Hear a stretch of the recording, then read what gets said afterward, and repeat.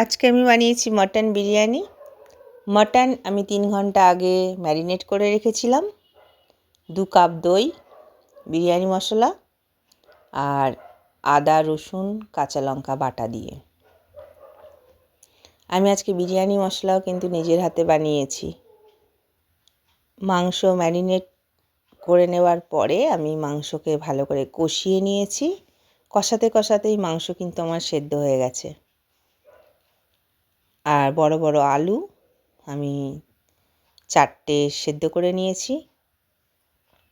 পেঁয়াজ আমি 3টে বড় বড় পেঁয়াজের বেরেস্তা বানিয়ে রেখেছি। বাসমতি রাইসকে আমি আধা ঘন্টা ভিজিয়ে তারপর ভাত বানিয়ে রেখেছি। ভাতটা কিন্তু 80%ই কুক হয়ে গেছে। এবার হচ্ছে মেলাবার পালা। বড় হাঁড়িতে প্রথমে আমি 4 হাতা ভাত দিয়ে দিলাম।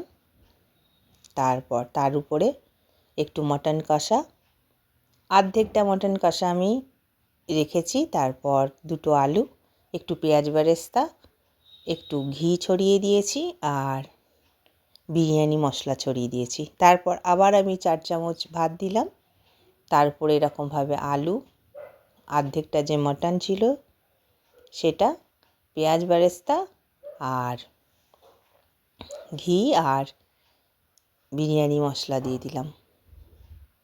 দিয়ে আবার আমি 4 চামচ ভাত দিয়ে দেবো এটার উপরে। লাস্টের পাড়াতে আমি কিন্তু মাটন দেব না আর।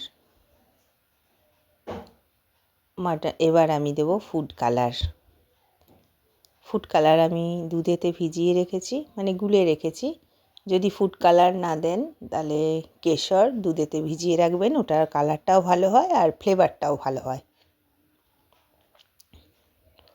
আমি ফুড কালার দেওয়ার পরে এখানে দেব ঘি আর বিরিয়ানি মশলা। আমি নিজের হাতে বিরিয়ানি মশলাটা বানিয়েছি। একটুখানি ভয় ছিল যে কেমন হবে, কিন্তু ভীষণ ভালো ফ্লেভারটা এসেছিল। ভালো করে চাপা ঢাকা দিয়ে আমি এরকম তাওয়ার উপরে হাঁড়িটা বসিয়ে রাখবো। 30 মিনিট পর ঢাকনাটা খুললাম, আমার বিরিয়ানি রেডি। আর এর যে ফ্লেভারটা এত ভালো হয়েছিল, দারুণ লাগছিল। আমি মশলার একবার ভিডিও একটা দেবো, এরমভাবে বিরিয়ানি বানাবেন, ভালো লাগবে।